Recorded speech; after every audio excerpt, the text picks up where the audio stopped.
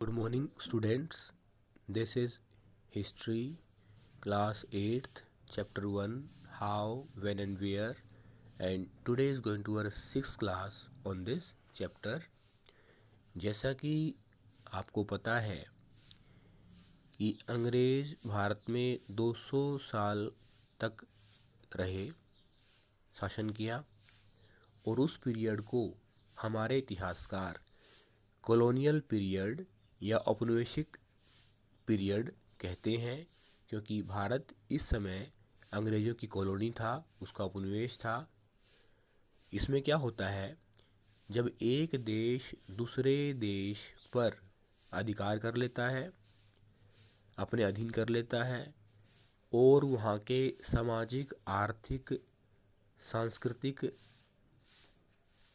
जो उस देश में बदलाव लेके आता है और आर्थिक संसाधनों का दोहन करता है।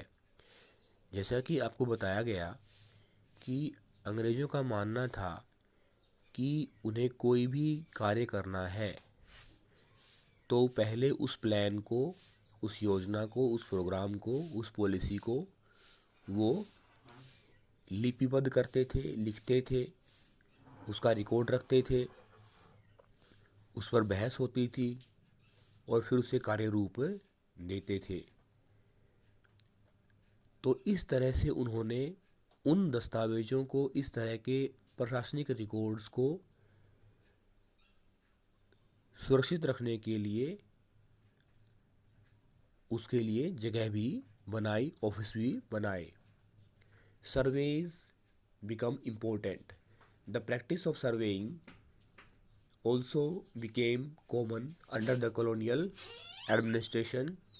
The British believed that a country had to be properly known before it could be entirely administered. By the early 19th century, detailed surveys were being carried out to map the entire country. In the villages, revenue surveys were conducted.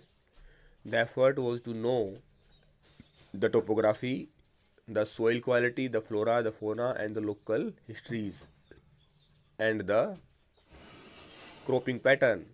All the facts seen as necessary to know about to administer the region. From the end of the 19th century, census operations were held every 10 years. These prepared detailed records of the number of people in all the provinces of India,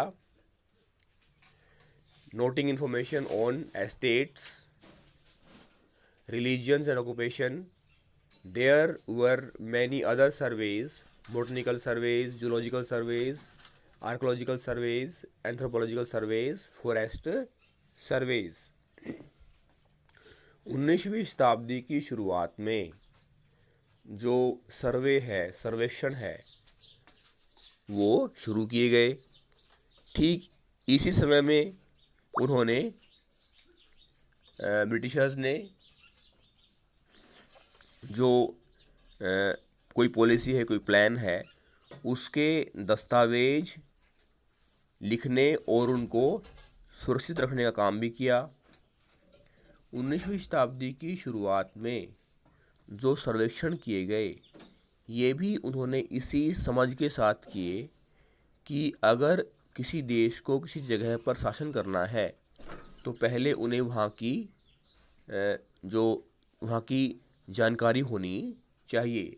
उदाहरण के लिए, अगर उन्हें किसानों पर कर लगाना है, रेवेन्यू वसूल करना है किसानों से, तो उन्हें तो पहले पता करेंगे कि उस स्थान की जो मिट्टी है उसकी क्वालिटी कैसी है, वो फर्टाइल है, और ताकि उसके अनुसार ही रेवेन्यू की जो रेट है उसे बढ़ाया जा सके, ज़्यादा से ज़्यादा मात्रा में किसानों से कर वसूला जा सके।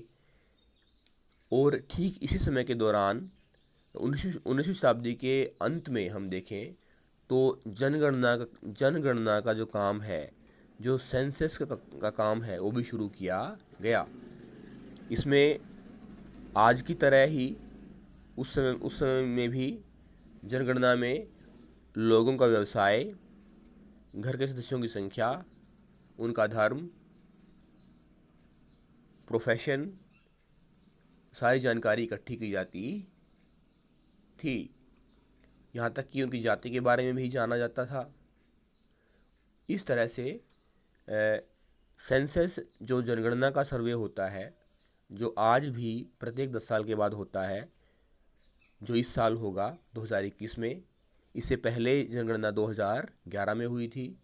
उनके अलावा वनस्पति संबंधी सर्वे और जूलॉजिकल सर्वेज, पुरातत्व संबंधी सर्वे, एंथ्रोपोलॉजिकल सर्वेज और वन संबंधी सर्वे भी किए जाते थे। यानी पूरी तरह से जो वनस्पति है, वन्य जीवन है, उसको जाना जाता था, ताकि उसके अनुसार ही वो अपनी प्लान कर सकें और संसाधनों का दोहन कर सकें। Botanical gardens and natural history museums established by British collected plant specimens and information about their uses. Local artists were asked to draw pictures of these specimens. Historians are now looking at the way such information was gathered and what this information reveals about the nature of colonialism. आज भी इतिहासकार अंग्रेज़ों के द्वारा किए गए जो सर्वेक्षण था, उसकी प्रकृति को समझने की कोशिश करते हैं और समझते हैं कि किस तरह से वो औपनिवेशिक देश दूसरे देश को अपने अधीन करता था, अपना उपनिवेश बनाता था, वहाँ पर शासन करता था। थैंक्स।